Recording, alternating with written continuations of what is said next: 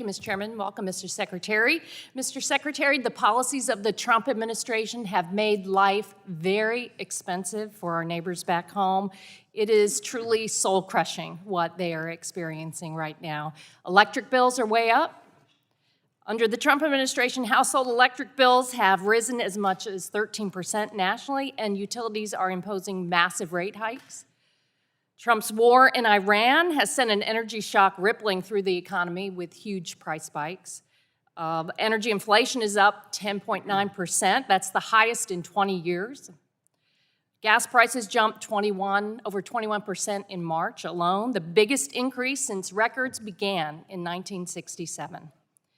Americans are grappling with wildly higher gas and diesel prices, and you know, consumer goods are transported across the country by trucks running on diesel. So folks are bracing for higher costs for consumer goods too. The pain in the pocketbook comes at a rotten time for hardworking Americans. They're already paying more due to arbitrary and illegal Trump tariffs. And over the past few days, Republicans have been celebrating the big, ugly bill. But the impact has been devastating when it comes to energy bills for our neighbors back home.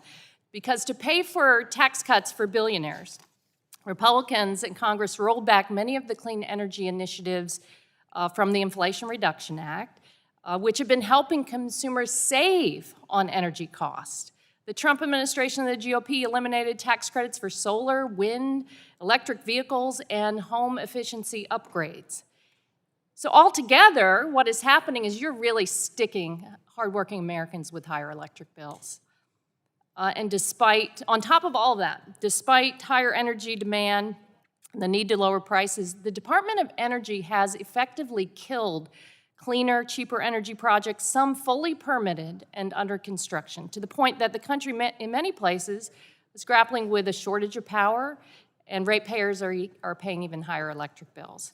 And it's troubling that the DOE is making it all the more expensive by forcing expensive, dirty coal plants to stay online, counter to the plans of utilities, state regulators, and grid operators due to the cost of ongoing operation. But do you know who's making out like bandits through all of this?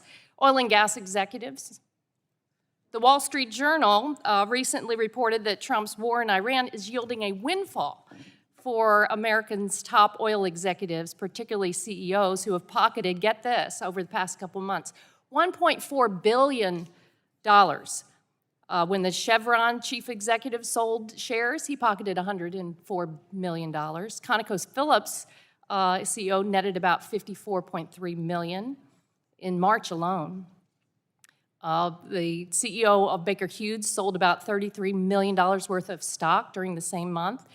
The Trump administration and fossil fuel executives certainly have consumers over the barrel in more ways than one.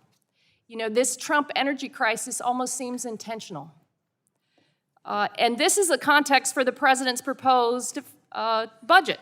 Aside from the NNSA, you're proposing an 11% cut in areas that help consumers save, like full elimination of the low-income home energy assistance program and the weatherization program that this committee reauthorized in a bipartisan fashion last year.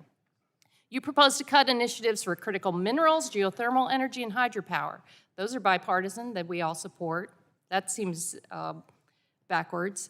As usual, the only thing that the administration reliably supports are polluters. The president's budget proposes $23 million to subsidize the dying coal industry. It requests almost $2 billion for a new baseload power account to preserve coal, oil, and gas industries.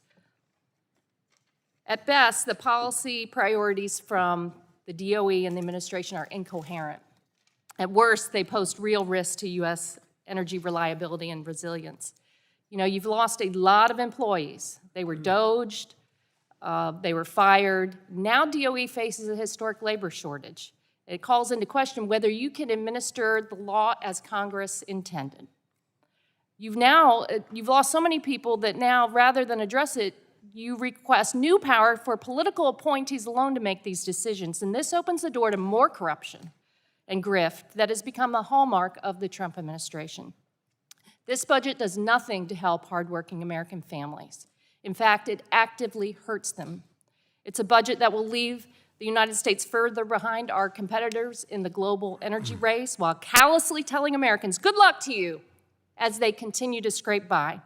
Our neighbors back home deserve better, Mr. Secretary.